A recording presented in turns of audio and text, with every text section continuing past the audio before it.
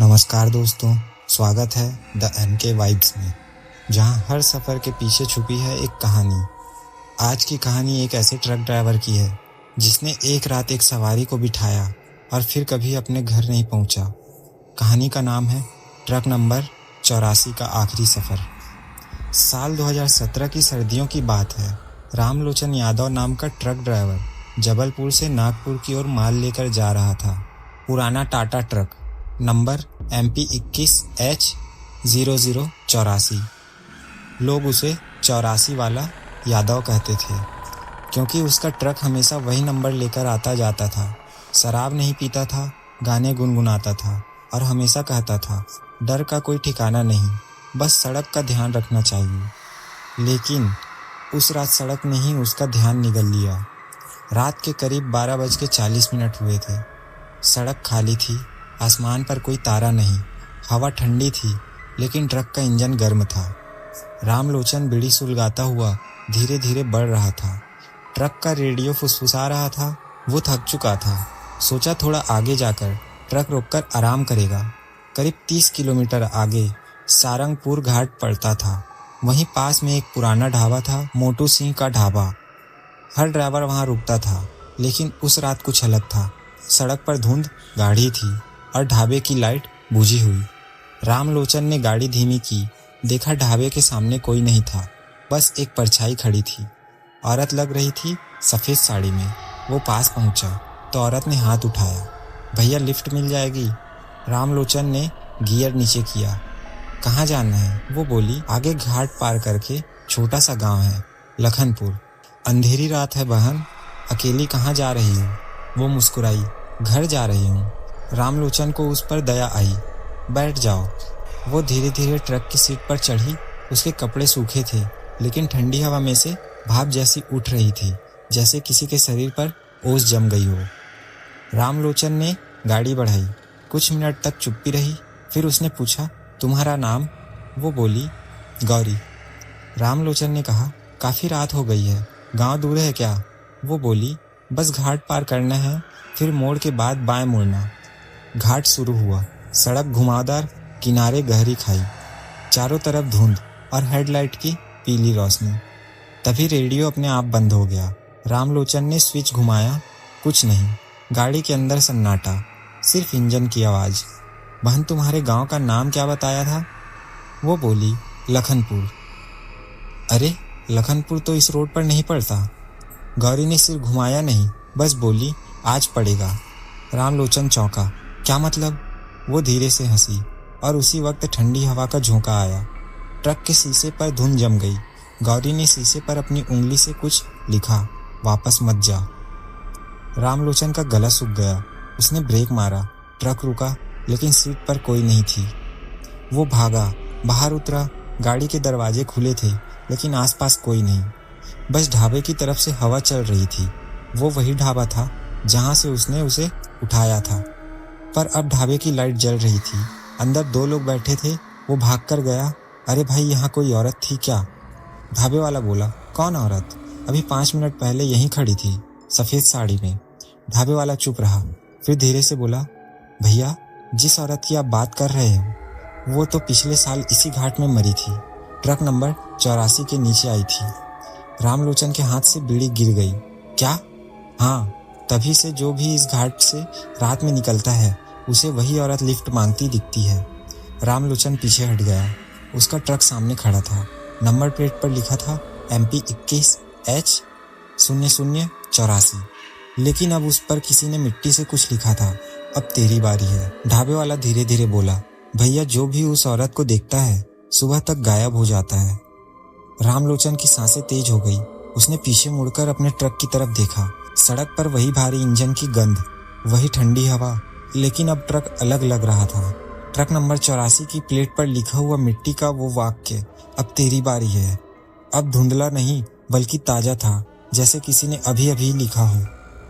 उसने पानी का छींटा मारा। लिखा हुआ मिट गया, पर उसके हाथ में वही मिट्टी चिपकी रह गई। ढाबे वाले ने उसे पकड़कर कहा, रात ज्यादा हो गई है, यहीं रुक जा, सुबह निकल जाना। रामलोचन ने सिर हिलाया, नहीं भैया, काम की जल्दी है, कम से कम घाट से मत निकलना इस वक्त।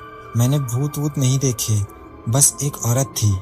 वो हंसने की कोशिश करता है पर गला सूखा हुआ था। ट्रक में बैठते ही उसने दरवाजा अंदर से बंद किया, गियर लगाया और बढ़ गया। सामने सड़क सीधी थी, लेकिन उसकी हेडलाइट की रोशनी में बार बार कोई आकृति दिख जाती, कभी पेड़ की, कभी किसी के खड़े होने की।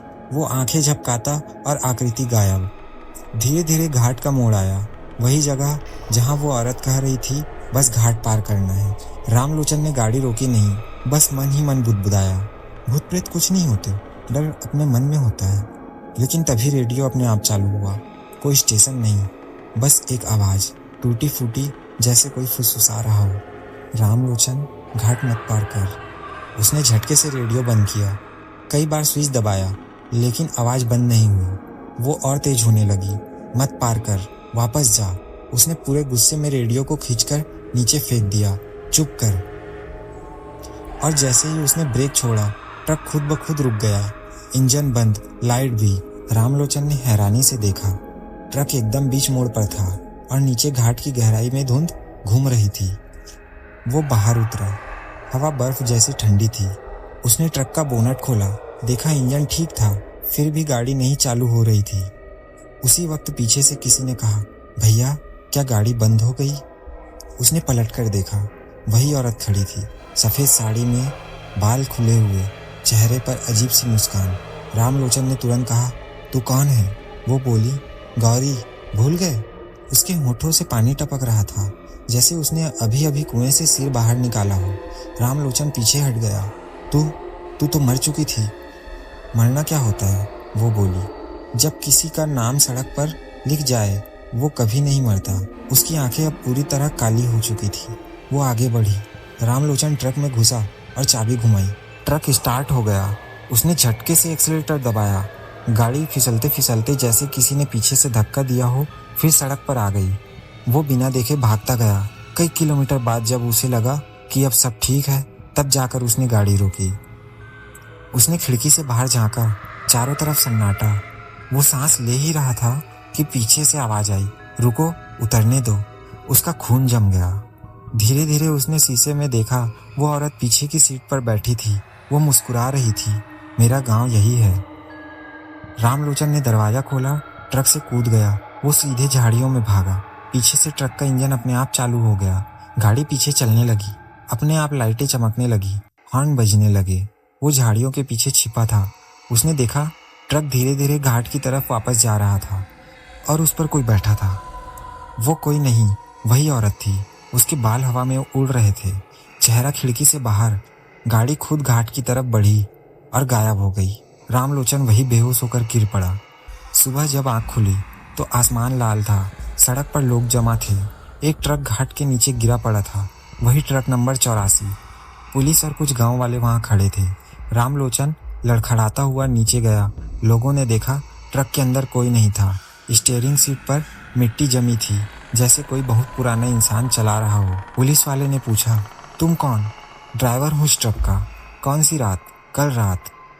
भैया ये हादसा कल रात नहीं, 2 दिन पहले हुआ था। रामलोचन ठिठक गया। क्या? पुलिस वाले ने फाइल खोली।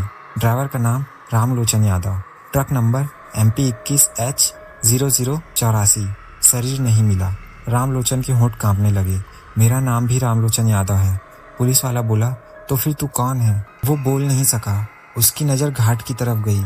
वहाँ नीचे पानी में उसका ही चेहरा तैर रहा था, ठंडा, सफ़ेद, बेजान। रामलोचन के कानों में पुलिस वाले की आवाज़ अब धीरे धीरे धुंधली पड़ रही थी। सामने घाट था, नीचे गहराई में वो ट्रक पड़ा था जिसके अंदर उसने अभी अभी खुद को देखा था।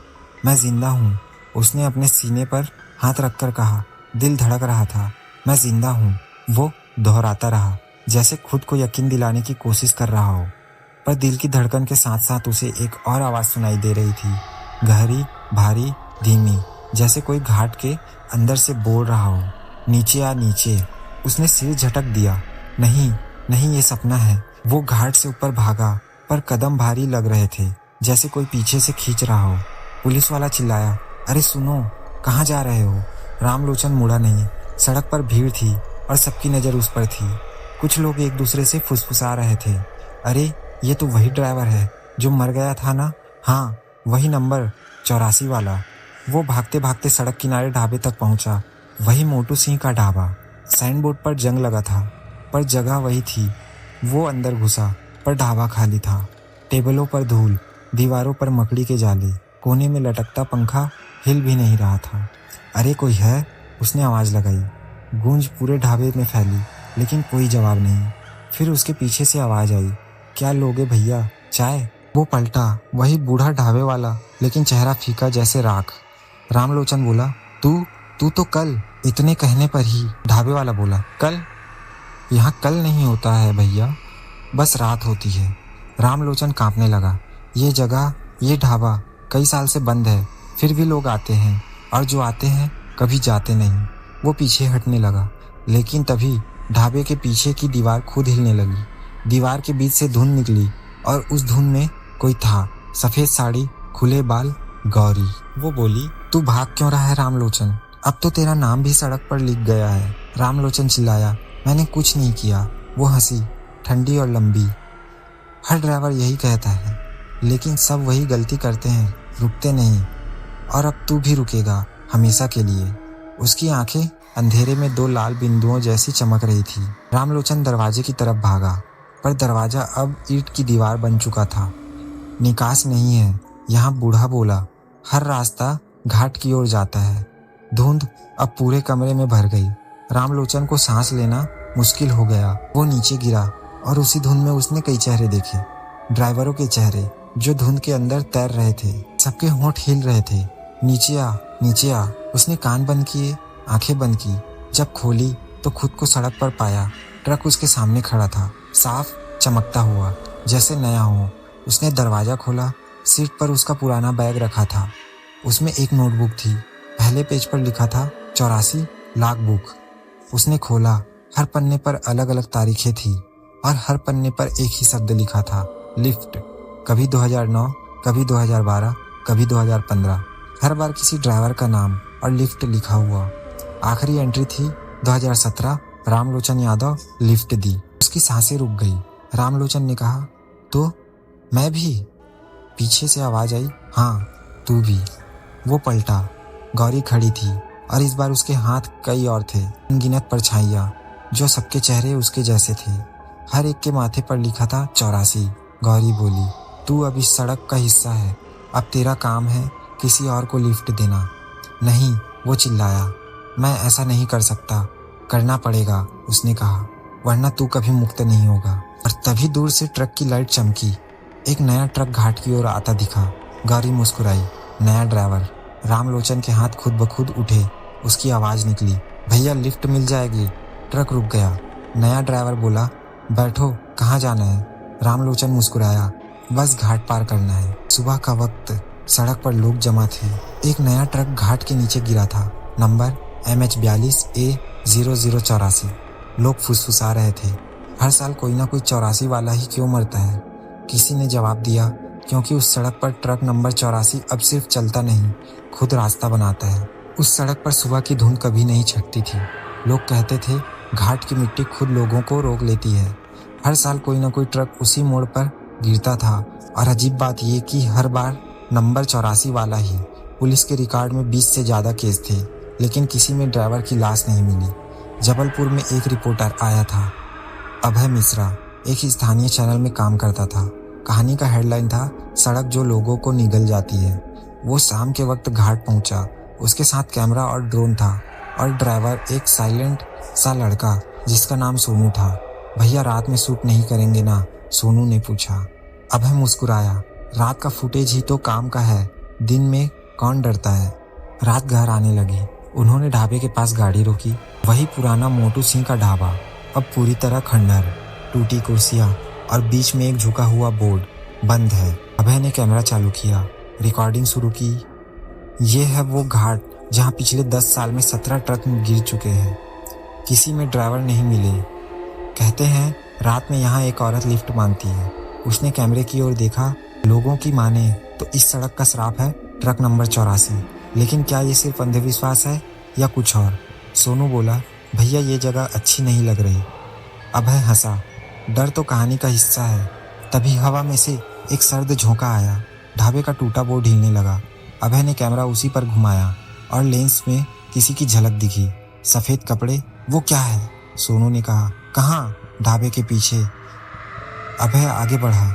ढाबे के पीछे एक टूटी दीवार थी, वहीं नीचे घाट की तरफ रास्ता जाता था और उस रास्ते पर मिट्टी में कुछ लिखा था, वापस मत जा। अभय ने हंसकर पढ़ा। वाह, किसी ने सेट बना रखा है। सोनू बोला, भैया चलो यहाँ से, बस एक शॉट और। वो नीचे घाट की तरफ बढ़े। नीचे पहुँचते ही अजीब गंध आई, पेट्रोल, मिट्टी और सड़न की मिलीजुली। वहाँ एक पुराना ट्रक पड़ा था, जंग लगा, आधा धंसा हुआ, नंबर धूल से ढका था। अभय ने हाथ फेर कर मिट्टी हटाई। नंबर उभरा, MP 21H0084। दोनों कुछ सेकंड तक चुप रहे। सोनू कांप गया। भैया ये वही ट्रक नहीं हो सकता। अभय बोला, लेकिन इसका रिकॉर्ड कहता है कि इसे 3 साल पहले उठा लिया गया था, तो ये यहाँ कैसे? अभय ने कैमरा पास लाकर ट्रक का अंदरूनी हिस्सा रिकॉर्ड किया। स्टीयरिंग जंग खा चुका था, सीट फटी हुई थी और कांचों पर कुछ लिखा था, धुंधले शब्द, जैसे किसी ने गीली उंगली से खींचा हो। लिफ्ट मत देना। तभी ट्रक का हॉर्न अपने आप बजा। दोनों उछल गए। सोनू पीछे भागा। भैया! अभय चिल्लाया। रुको, ये हवा है। लेकिन हॉर्न बंद नहीं हुआ। फिर गाड़ी की लाइटें अपने आप जल उठी। ट्रक खुद आगे सरकने लगा, जैसे किसी ने अंदर से गियर लगाया हो। अभय ने कैमरा छोड़ा और दरवाज़ा पकड़ लिया।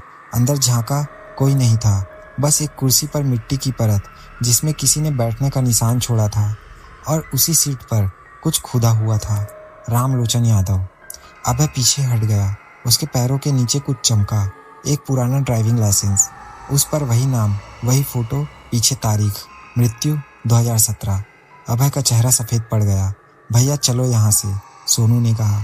दोनों ऊपर भागे, लेकिन जैसे ही सड़क पर पहुँचे, गाड़ी गायब थी। सोनू चिल्लाया, गाड़ी कहाँ गई?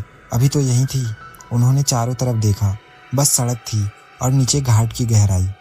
फिर अचानक नीचे से ट्रक का हॉर्न बजा, वही 84 वाला। दोनों ने नीचे झांका। वही ट्रक अब घाट से ऊपर की ओर बढ़ रहा था। ये ऊपर कैसे जा रहा है? इंजन तो टूटा था। ट्रक धीरे धीरे सड़क पर चढ़ा और दोनों के सामने आकर रुक गया। इंजन बंद हो गया, लाइटें बुझ गई। सोनू बोला, भैया ये मजाक है ना? अभय ने कुछ नहीं कहा। ट्रक का दरवाजा अपने आप खुला, अंदर से ठंडी हवा निकली।